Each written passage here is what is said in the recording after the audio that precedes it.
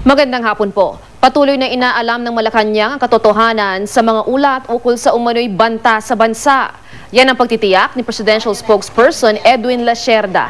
Ito'y matapos maglabas ng travel advisory ang mga gobyerno ng Australia, United Kingdom, Canada at Amerika kaugnay sa pagbiyahe ng kanilang mga mamamayan sa Pilipinas.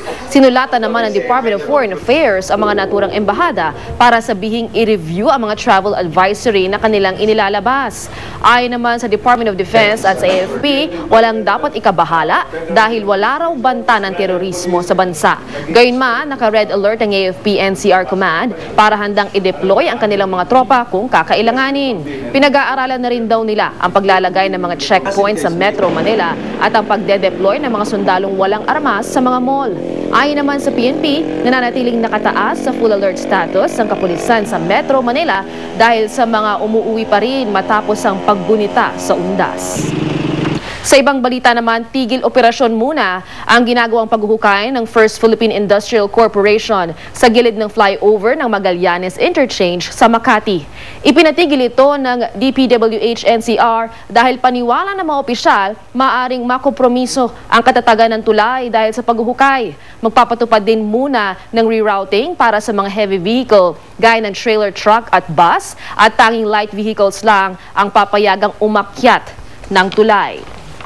Samantala, idineklarang confined na ang sunog sa basement sa SM Mall sa Cubao, Quezon City bandang alas 3 ng hapon kanina. Pero hindi pa ito idineklarang fire out. Ayon kay Jojo Mendiola, ang Senior Vice President ng SM Department Store, patuloy ang mopping out operations ng mga otoridad sa lugar.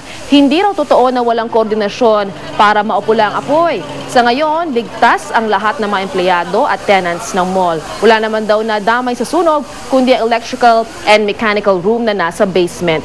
Ayon naman kay Larry Zurita, Managing Director ng Corporate Image Dimension ng SM Mall, sarado ang mall para ayusin ang naiwan ng sunog. Mula sa tahanan ng katotohanan, ako po si Lala Roque. Matapos ang takang terror attack sa Amerika, Australia, Amerika at United Kingdom, naglabas ng travel advisory laban sa pagbiyahe sa Pilipinas.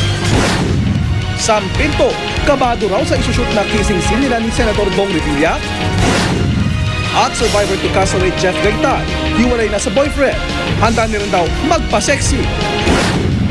Tutukan sa 24 oras dahil hindi natutulog ang balita mamaya pagkatapos ng bantatay at bagong Survivor Philippines Celebrity